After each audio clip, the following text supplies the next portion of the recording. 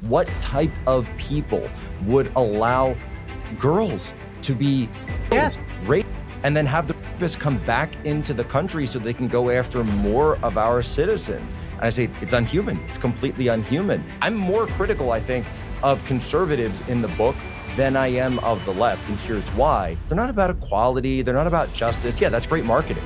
But that's all it is. It's marketing. Right. At its core, what it is, it's grievance policies which are based in revenge. And that means tearing down people on the other side. All right, guys, you know that I'm a big fan of Wednesdays because I feel like we've gotten over the hump. We're getting ready for the weekend already. It's like weekend prep. It's the eve before the eve. Anyway, there's a lot happening tomorrow. We have a great panel tomorrow for you. And when we get to that panel, I'm going to tell you, well, I'm not going to tell you. I'm going to talk about Trump's VP pick, and I'm going to show you who I think it is in a way that, well, let's just see how much I really know. We'll get to that tomorrow. Trump was on the campaign trail yesterday in Wisconsin and in Michigan, and he's calling out illegal immigration like nothing before. I'm going to sit down with Jack Posobiec in a little bit and talk about how the issue of illegal immigration has not only stood the test of time as a political issue, but really evolved from when Trump first came down on that escalator and made it very clear that immigration was an issue, and to now, and how he has kind of ratcheted up the rhetoric. It's not gotten lighter. It's gotten worse. And despite the media telling us that crime is down all over the place, we see it on the news. The same news media that wants us to believe that this isn't a problem tells us all the time that it's a problem. They want to highlight these stories about carjackings and people getting hit in the face in New York City. One of the ABC Good Morning America people this morning just talked about how they ran in to get a sandwich and their car got smashed. I mean, I guess that's not crime in their definition, right? And they were excusing why it was done. Well, I'm sure the people who did this needed, whatever. They stole their passports. What do they need that for? I mean, this is ridiculous. But anyway, I think Trump is on this. And that's why the new polling that's out today, I'm going to talk to Jack Posobiec about this. The Wall Street Journal has brand new polling. As I've told you guys before, the only thing that really matters are these battleground states. And they're using a 7. I say that there's 8, but let's just use their definition for now, 7. Trump is leading in 6 of the 7 battleground states. 6 of the 7. And he doesn't need to win them all. And he leads from 2 to 8 points, way outside the margin of error in several of them. But remember, if he wins all of them, the battleground states alone are 97 electoral votes. Right now, each candidate, if you just give them what's probably due there, is Texas to the Republicans, Massachusetts to the Dems, California to the Dems, whatever, you get about 250 each. Trump needs 20. He needs to win Pennsylvania, 19, and he becomes the nominee. This Wall Street Journal story says that he's leading in 6 to 7. He'd be like at 320. Here's the other kicker today, and I'm going to talk to Jack a little bit about this in a minute.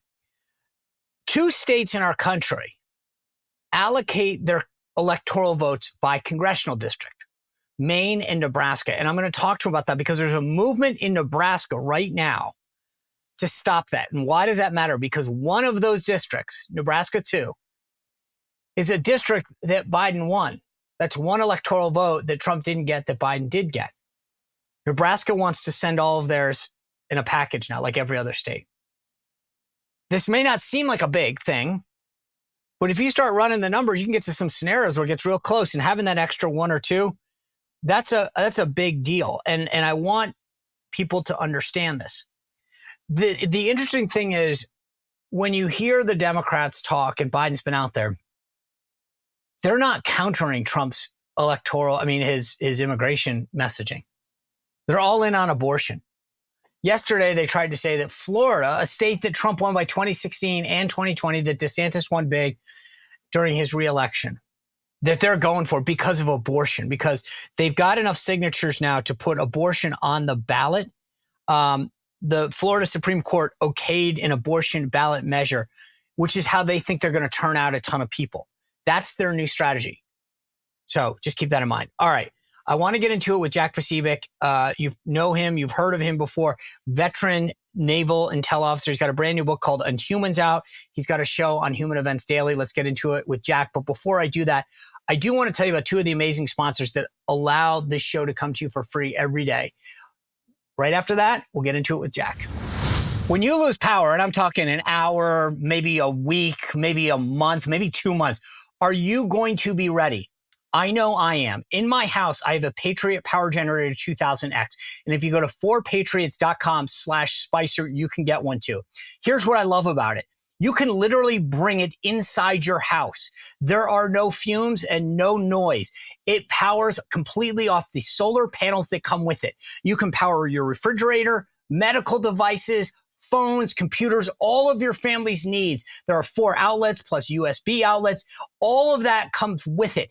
The greatest thing about it, as I said, is there's no cords coming in and out of your house, no gas to refill. It all powers off of those free solar panels that come with it. So you will be ready in a time of crisis to take care of you and your family. And if something else happens down the road, you can take the Patriot Power Generator 2000X, put it in your car, bring it to a friend, a family member's house, and set it up easily just for them. Again, it's all powered off of these solar panels that come free with it. So go to 4patriots.com/Spicer to make sure that you will be ready in a time of crisis. All right, gentlemen, are you the same man you were 10 years ago? I know I can answer that question pretty honestly. We've probably lost a little bit of muscle, a little bit of energy, and definitely a little bit of testosterone. Our friends at Nugenix Total T, though, have a brand new product out with testosterone boosters that has Tesnor in it. This will help us turn back the clock, give us more energy, give us more ways to build that muscle back, and give us more testosterone. There's nothing to lose if you want to try it. That's the best part about this. Get your complimentary sample when you text 231231 and enter the code word Spicer. 231231. Keyword Spicer. Nugenix Total T Power Booster is backed by clinical studies and it's real science. Its key ingredients have been shown to boost free testosterone levels in men. In other words, this is the science talking. This is what we're talking about. Don't be misled. Many products use generic ingredients and aren't close to the clinical grade that you get in Nugenix Total T. So get a complimentary bottle when you text 231231, enter that keyword Spicer, get a bottle of Nugenix Thermo X complimentary as well.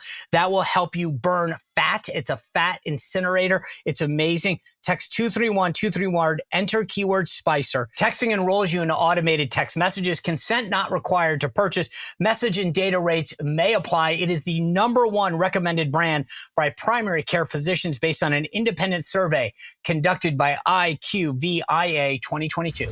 Hey, Jack, good to see you again. Congrats on the new book. It's something now I just realized I have something to do for my 4th of July week because this comes out. Is that why you timed it to come out on July 2nd? Of course. So we did the new book, and thanks again for having me on, Sean. It's the book is Unhuman: Secret History of Communist Revolutions, How to Crush Them, and that's right. So we timed it for Beach 4th reading of July weekend. We say that it officially comes out on Independence Day, but you know it's the way it works in the system. It had to come out like just before, but then they were saying that's good because that way, if people ordered the hardcover, they could actually get it by the 4th of July. Yeah, I mean, you just settled my beach reading. There's nothing. Send it to the beach house, Sean. That's right. That's how it's going to go.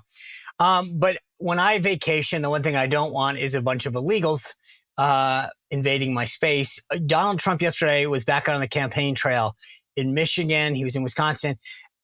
Correct me if I'm wrong, but I feel like he has made it very clear through these statements, not just what he puts out on Truth Social, but when he's on the campaign trail, that like for him, the hill to die on for this campaign seems like it's going to be the contrast on illegal immigration. So, Sean, that's exactly right. It really is. And just step back for a second. How crazy is it that in the United States of America, and we don't even consider it, we don't even mention this as an issue, that he goes up to Michigan, which, you know, if anybody wants to pull out their 50-state map of the U.S., Michigan is on the northern border. It's on the border with Canada. It is like as far away as you can get from the southern border without going all the way to Alaska or Hawaii. So we have an issue with illegal immigration from the southern border all the way up in a northern state, the northernmost state, or, the northern tier of the United States.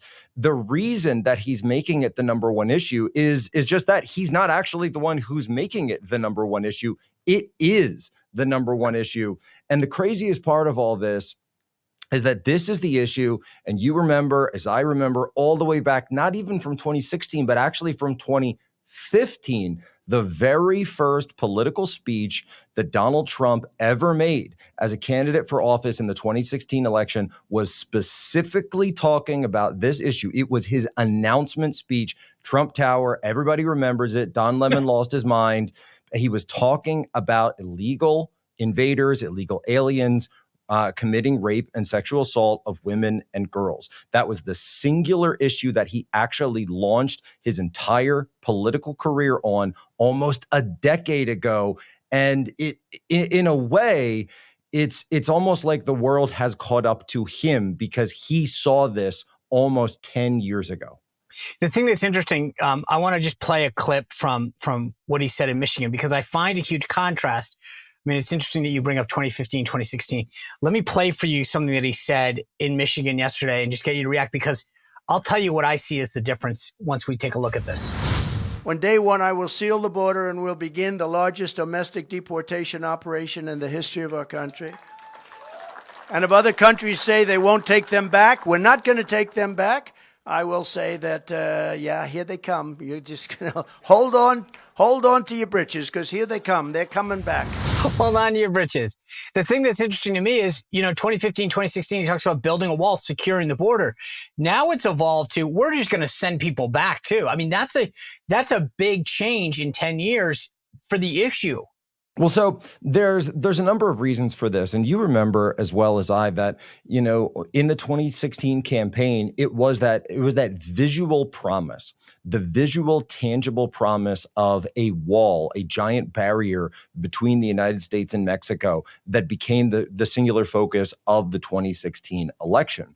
In the same way, he's found another issue and another way to take this issue of illegal aliens, of the invasion, and bring a visual. This is something that he always does. He did this in his real estate career. He did this when he was selling, buildings, and he's got the models, et cetera. What he's doing is he's painting a picture for voters and for people who are in the middle to come forward and say, look, what can we do about these issues? How do we make it so these are horrific images every time you hear about a Laken Riley or Ruby Garcia? And Sean, you and I both know that there's going to be more names that are added to that list. Look, we're here in April. Between now and November, there's just going to be more names added to that list. Unfortunately, that's the issue. So what do you do about it? And people come to me all the time and say, what are we going to do about it? That's what his response is. So how do you go bigger than the wall? What's bigger than the wall is a deportation effort. And we saw this, by the way, during the original administration that you were part of, because it wasn't just, and people, the Biden administration and his campaign are trying to paint it like, he's going to go with, troops and the military, and, Stephen Miller is going to be like in a uniform or something, and, ordering them out. And I'm not saying Stephen doesn't have the uniform in his closet, by the way, and we're good friends. And what actually ends up happening is that if you fight the incentives for illegal aliens to work in this country, specifically with things like E-Verify, what you end up having happen is a dynamic called self-deportation. This is actually one of the reasons that, and to give Stephen Miller credit now, because this is why you actually see the illegal foreign-born population decrease under Trump, even though he had fewer direct deportations than Barack Obama. Well, wait a minute. How do those numbers match? That's because you had people actually self-deporting, saying, you know what? All right, I get it. I'm going to get out of here. I'm going to leave. That's what he's already working backwards from. And of course, people who want to take him out of context, who can't see the play, are all just losing their minds. But see, what you're touching on is so important for people to understand. The Biden administration has created a magnet for people, right? It's saying, come here and here's what you're going to get, right? So I think, there's so many analogies that are apropos to this, but, if you come up to our store tomorrow, we're going to give you a free gift card. We're going to do this. We're going to do that. And you go, great, I'll come by tomorrow. Conversely, if I was out with my family over the weekend, and there were a couple times where we were trying to go, I forgot, like we were even trying to go to a Walgreens or something to pick up a prescription. And the thing on Google said maybe closed due to Good Friday, or maybe hours may shift. Right? That's a disincentive. It's saying, hey, might be closed. You have to check. And the difference between Trump and Biden, and this is what I think is so important about what you're saying with respect to Trump, is that Biden has created a magnet for people to come. Here's what you get. Here's all the goodies you get if you enter our country illegally, and you won't face any penalties. In fact, in the case of the National Guard ruling down in Texas, you can actually hurt people in law enforcement and in our National Guard. Don't worry, you won't be prosecuted. You can sue the people who flew you to Martha's Vineyard, the plane company that DeSantis used. Don't worry, we will take care of you. Conversely, with Trump, that message of there's nothing to see here, we're closed, there's nothing you get, that disincentive is actually the biggest thing. When people talk about the rules, Jack, and the actions that Biden can or can't take, I would argue the biggest thing that they can or cannot do in terms of any administration is that bat signal. Either you turn it off or you turn it on. Well, you're so right that this is, in many ways, a communication strategy is psychological strategy. And a lot of people don't understand that. They say, oh, these guys are just comms guys. No. It's all psychology. It's all about psychology. What posture are you taking? If the posture you are taking, by the way, this is how Trump defeated ISIS too. If the posture you are taking is that if you commit these actions, that it will be very bad for you and anyone else associated with you who continues to take these actions, then guess what? You're not going to take those actions. Or if you are taking those actions, you're going to get out of Dodge as fast as possible. In the military, it's called, getting off the X. So you are going to be out of there. You are going to leave. You're not going to sit around and wait for, the Stephen Miller deportation squad to come for you. You're going to be out. You're going to go find what other, and by the way, and this is something with, my wife is an immigrant from Eastern Europe. And as you know, and, she'll ask questions to say, how can you have a government that doesn't protect your borders? This is something that in other parts of the world that you would have presidents thrown out of office over something like this. Like, you think that Xi Jinping in China would allow something like this to happen, or Vladimir Putin? I mean, yeah, we see how that guy, but those are all dictators. It's not just the dictators. It's wild. But that's sure, those or are Poland, right? But you look Poland. at Mexico. If you go into Mexico illegally, who's very progressive, they're under the current administration. This isn't just hardliners. If you go to countries that are ruled by progressives, they'll tell you, "I'm sorry, you're not welcome here. You didn't come in legally." Yes. It's a complete joke, by the way. And this is one of the reasons, by the way, that Mexico will allow this, because people always say, oh, well, Trump said he would get Mexico to pay for the wall, but he didn't actually. I would argue that he did, because he got the government of Mexico to deploy troops to their southern border to stop the Indios and the other indigenous and the migrants that were coming, those caravans. Remember the caravans that were coming up? They come up through Mexico. Mexico don't want them. Yeah. Right? Mexico isn't offering them. And by the way, for the people who are claiming asylum, under asylum laws, it's the first country you reach. Country you enter. First country you enter is the one you have to declare asylum. There is no right but they're to not asylum getting after the first country. They're not getting any free gifts there in Mexico. No hotel rooms, gift cards, phones. It's the same dynamic you see coming out of the Middle East into Europe. So people won't stay in the first country they enter. They'll go to the country that gives the most tchotchkes. Right. They'll go to the country that has the best swag, the country that has the best, you know what I mean? That's all. Well, swag. Three hots and a cot. No, I think we can do a little better than that. Let's go. I want the 4. I want my mid rats, and I want the 3-bedroom. I want the executive suite. Right. That's why they'll go to Sweden, and that's why they'll go to Germany. That's why they'll go to all the other countries. I'm admittedly a swag guy. Like I will jump over people's seat if I go to a sporting event to get like a crappy free T-shirt. Not because I want the T-shirt, just there's something about getting free Do you grab swag. the foul ball when the little kid is waiting for it? No. I didn't even grab the foul. Like the foul, that's not even. I don't know that's swag. I'm talking when they send down like the coupon for a third off a pizza in 3 Fridays from now, and it's coming down from some obscure pizza place. I'll still maul 4 people just to get that because there's something about free stuff that I think is really cool. Spicer first in in line on Black Friday. Watch out for him. Not even that's buy some. We were at this event over the weekend and they were measuring kids for free bike helmets. My wife goes, "What? We don't need a bike helmet." I'm like, I don't know, but it's free. And she's like, "You don't have to get everything that's free." And I'm like, "You do kind of." But Sean, again, that's psychological incentives. It is.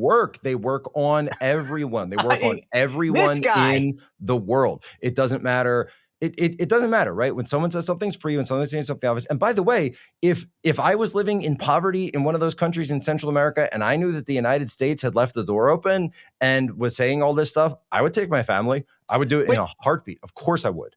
You brought up, you kind of combined everything. And I know with your background as a Navy intelligence officer, you brought up ISIS. So let me read you this headline that I thought was perfect to get your take on. It says, target number 1 for ISIS-K, terror group that hit Moscow nightclub. Remember that Moscow nightclub the other day where they mauled tons and tons of people, unfortunately. It says, has sights set on the U.S. This is out of USA Today. ISIS-K terrorist organization that killed more than 140 Russians March 22nd would like to replicate the attack in the United States. We're sitting, I mean, we have a porous open border. So combine your background as an intelligence officer with what you know about ISIS in general. I mean, this to me, like we are just sitting ducks. So Sean, think about it, right? And I said this recently when I was looking at some of these videos that are coming out of the border region. And I say, when 9/11 happened, and I say this as a guy who served down at Gitmo, was in the interrogation cell down there. So, that's Al-Qaeda 1.0. Some of the people associated, obviously a lot of people associated with the 9/11 attacks were there. 9/11 took place. You needed these fake IDs and they needed these tickets, and they were doing these practice flights, and James Woods actually sees one of the guys and makes a report at one point, and they're doing all this training, et cetera, and there's reports going up, but the FBI with the firewall, remember the firewall, and it doesn't always compute, et cetera. But now, and you needed, Muhammad Atta and Khalid Sheikh Mohammed and all these expansive stories about how they got in. But now, when you walk across that border from Mexico into the southern United States, Southwest, what's the very first thing you get? The very first thing you get handed is a plane ticket. And a plane ticket to, we're told in some of these cases, almost wherever you want to go. It sounds like you just claim that you have family somewhere and you don't need to show any proof of that. And the US government buys you a ticket. So if I were running one of these organizations, I don't need to be Khalid Sheikh Mohammed and have this engineering degree from UNC and all this stuff. I could just say, send a couple of guys down there. Tell them all you've got family in Los Angeles or Chicago or Vegas or New York, DC, whatever it is, whatever your target is, and off you go, right? Off you go. The only issue, of course, with the 9/11 style attack now isn't so much getting the attackers into the country and on the plane. It's whether or not your plane will actually make it close enough to the destination without falling apart. Animal lovers, if you've watched the show before, you know about my friends at Delta Rescue. You can go to deltarescue.org right now and check out the videos of all the great work that they do. You've probably heard me talk about my friend Leo Grillo. Leo founded Delta Rescue because he thought and knew there was a need for animals, horses, dogs, cats that were malnourished, that weren't getting the veterinary care that they needed. They needed a place to roam freely. Now, you know that shelters take in animals all over the place. You probably have one in your town. But Delta Rescue is different. Delta Rescue is a lifelong sanctuary. This is a no-kill sanctuary. They can go there and get the care and the support they need for life. And if you go to deltarescue.org, like I said, you can go and look at the videos of how amazing this facility is that Leo Grillo has set up. That he started after just rescuing one dog, a Doberman, and realized I have a lifelong mission to complete now. So it relies entirely on our donations. That's what keeps it going. So please go there and think about a donation. But more importantly, if you go to the website, deltarescue.org, you'll see the estate planning kit. And that's really what I want you to think about. Can you make Delta Rescue part of your estate so that Leo's mission of caring for these animals is enduring? Well past him, well past me, well past all of us. Go to deltarescue.org, download that estate planning kit, and think about making it part of your estate. Here's the thing that's interesting. I had this conversation with a group of folks probably a couple months back. And one of the guys was a Dem. And he says, during all of these tragedies that our country's faced, we always come together and rally around the president. He said, my biggest fear is that if something like that were to happen, it wouldn't occur that way anymore, that there would be finger pointing and all the folks on the right would blame Biden. And there was another Republican sitting next to me, and we both said, well, you're right, because this time it's his fault. If you allow the circumstances to occur, especially post 9/11, what would you want us to do? Like, you've allowed this to happen. They're not going through legal ports of entry. You're encouraging them to come in. You won't close off areas that are, razor wire has been cut open. You sued Texas. Like, at some point, you are responsible. And so I'm sorry that we're not. And he goes, this is what I was so fearful of. And I fearful of what? In 9/11, we had an intelligence failure. People just were like, that could never happen. I never saw this before. We've seen the movie. We know it can happen. And to your point now, we prevented people from getting on planes by hardening the ID that they have to get, the screening. And now we're like, hello, come on, right on board.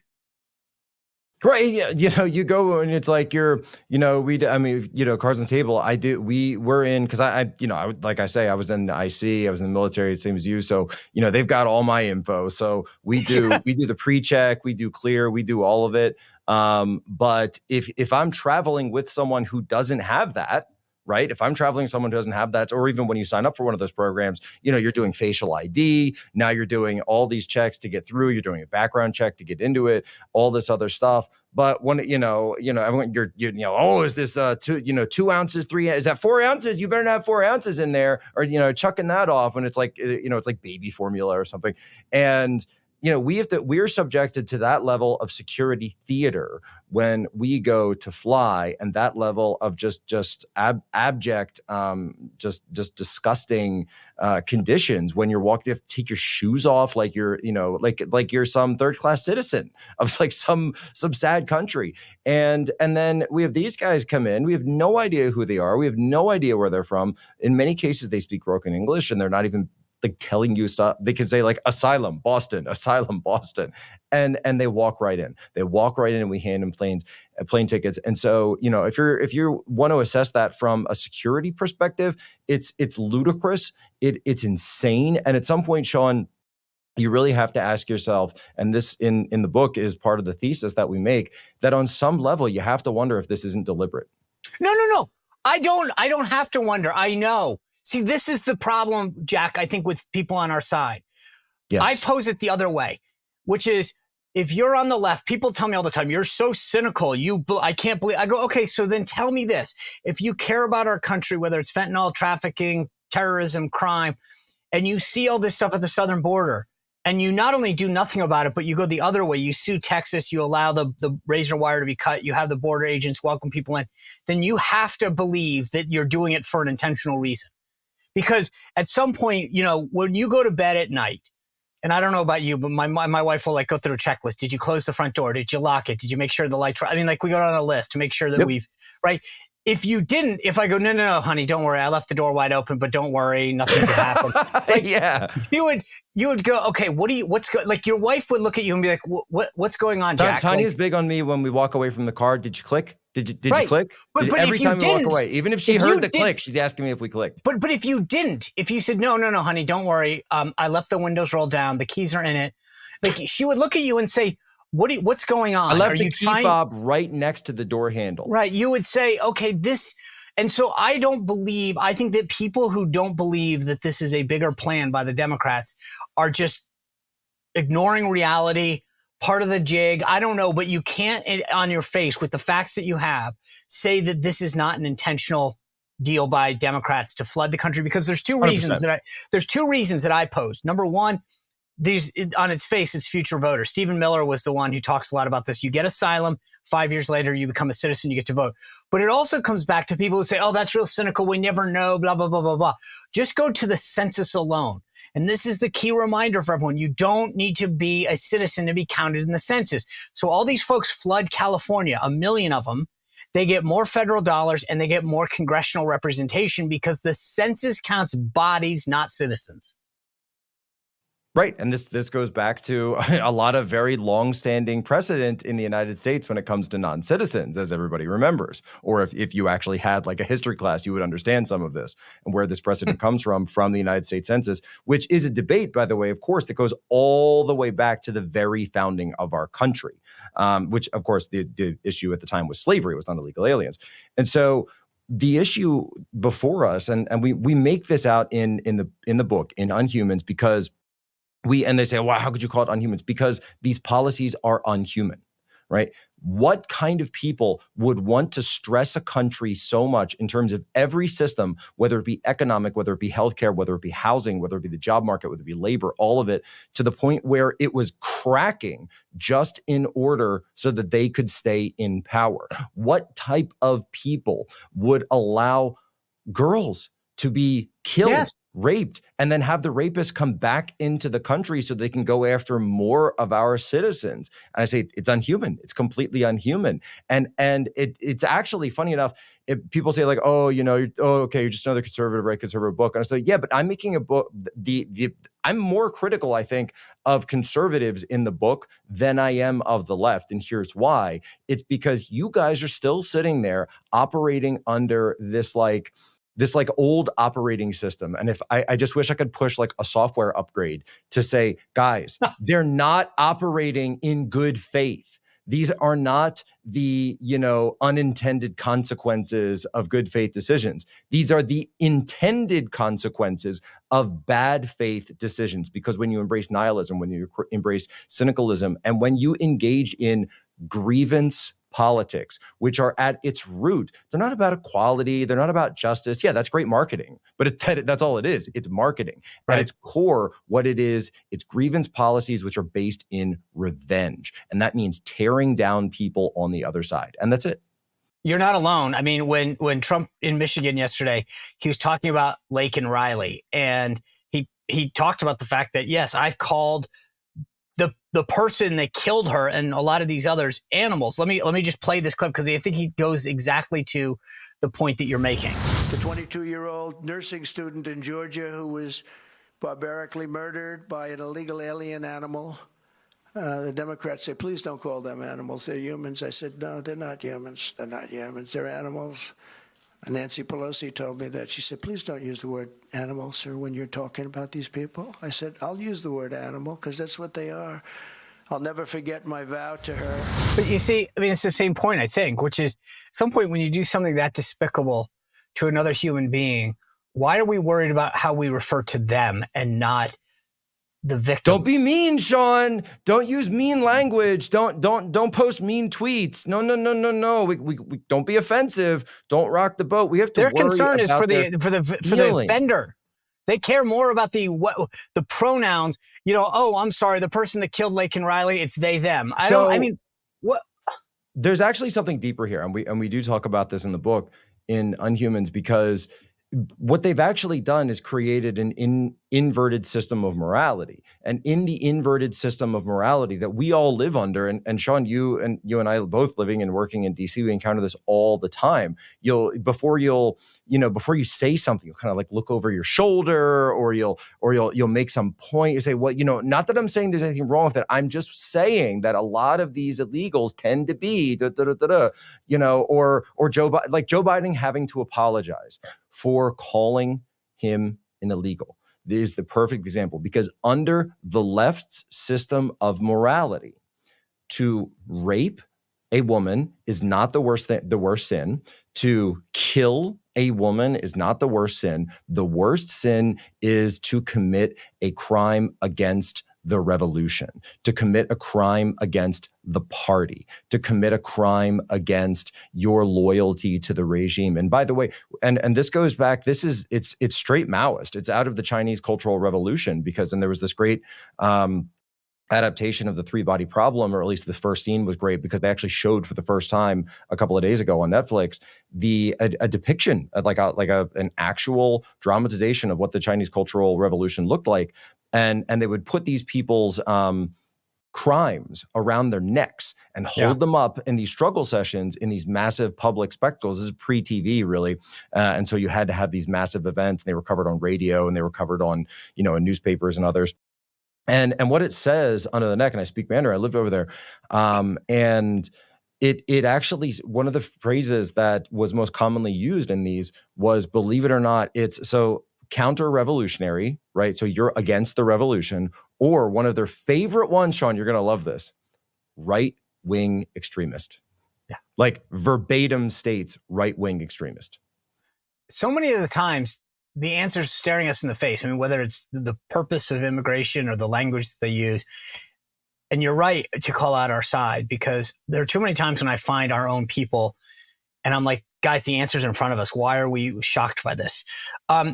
Jack, I know, we only have so much time. So I want to pivot to a more positive piece of this, which is, I started this conversation by asking about talking about the message, this immigration message, whether it was working and the hill that the Trump campaign was going to die on. I think at least it seems to be working to some degree, because there's a new poll out by the Wall Street Journal this morning. This is Trump leads Biden in 6 of the 7 swing states. The poll of the election's main battleground shows Trump holding leads of between 2 and 8 points in 6 states: Pennsylvania, Michigan, Arizona, Georgia, Nevada, North Carolina. On a test ballot that includes third party and independent candidates, Trump holds similar leads when voters are asked to choose between only him and Biden. Now, here's the beautiful thing about this. Just off the back of the envelope math, electorally speaking, if Trump were to take all those, you're into I think about 310 electoral votes. So he doesn't need to win all those, but if he does, it's a landslide. And I think this has got to be a big problem for the Dems. Well, and not only that, Sean, but if you notice, and this just dropped, as we record this, just dropped yesterday, this new shift that we're seeing in Nebraska going to winner take all. So we're trying to, right? Well, the governor's come out and supported it. Trump's come out and endorsed it. Governor Pillen, who was the, kind of the handpicked successor of now Senator Pete Ricketts, very powerful political family there in Nebraska. And here's why this is important. If Republicans, this is like the Sun Belt strategy, and I've been talking to Charlie Kirk about this, who was really a huge champion of it, that Nevada.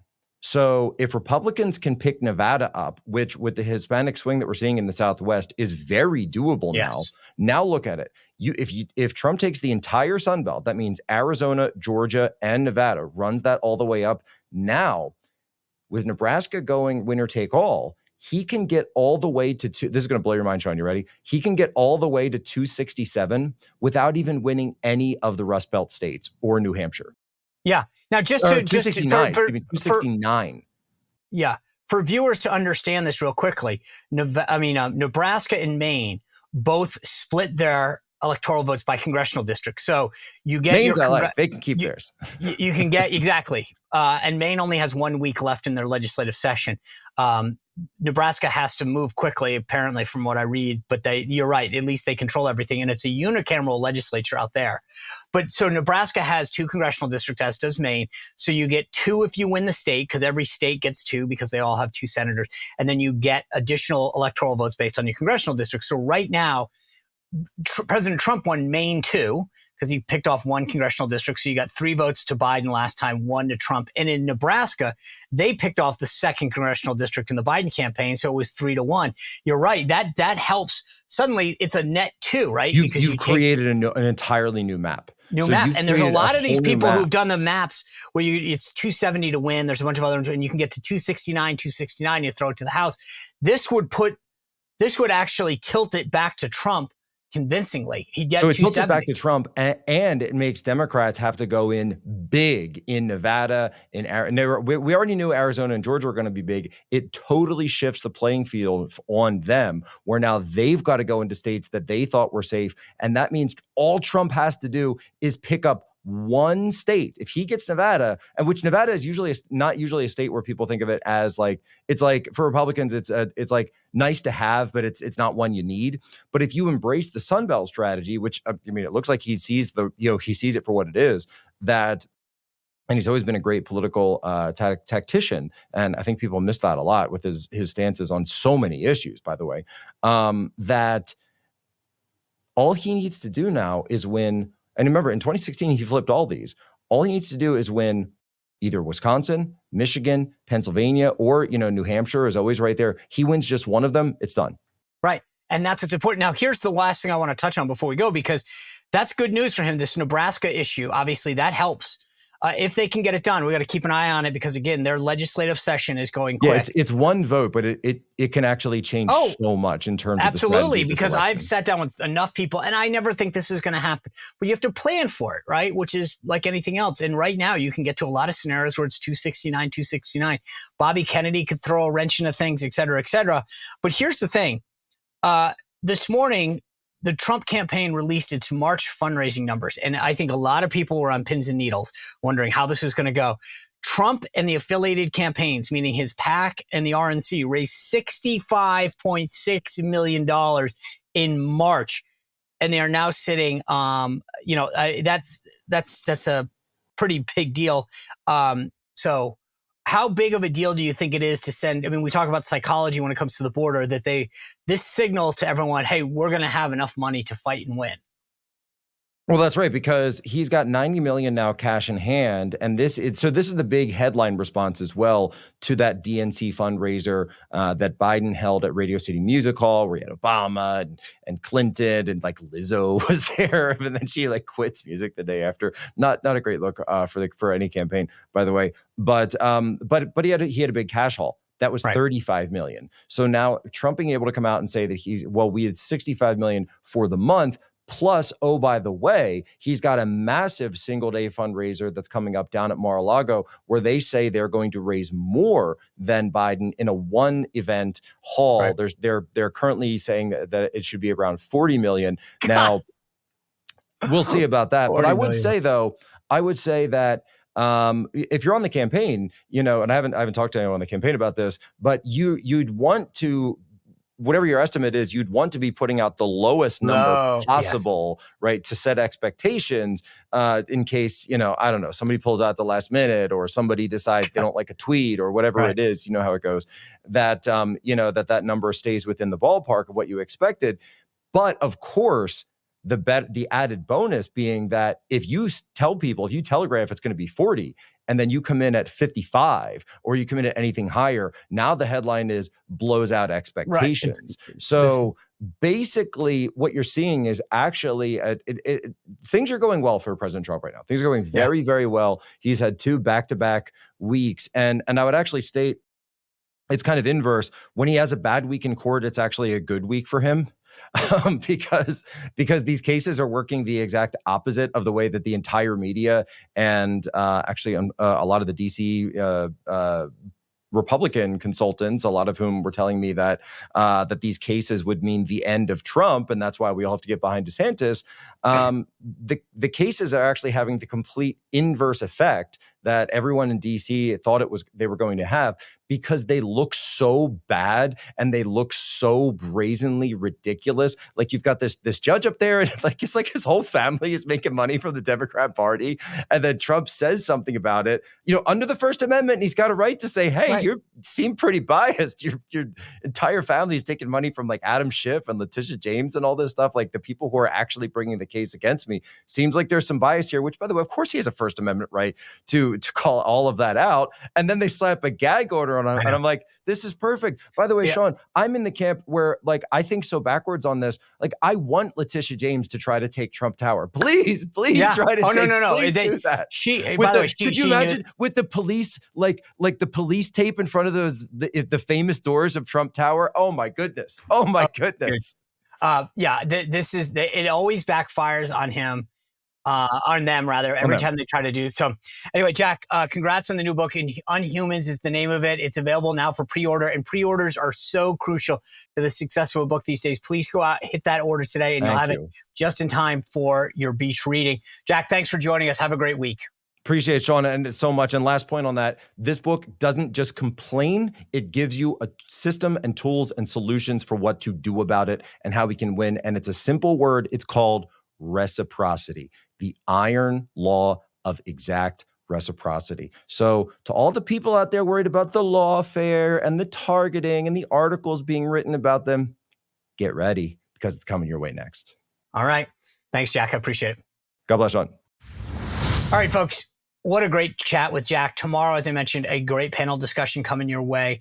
Make sure you subscribe right now. Remember, all of this is free. Go to YouTube. Just hit that subscribe button. Rumble, Apple Podcast. Doesn't cost you a penny. If you're watching it on the first, That's great as well. But always a good thing to double up to make sure that nothing happens. Go to YouTube. Thanks to everyone who pushed us over 100,000. I really appreciate that. We'll see you back here tomorrow on The Sean Spicer Show. Well, if you enjoyed this content, make sure to like this video, subscribe, and click the notification bell to get more.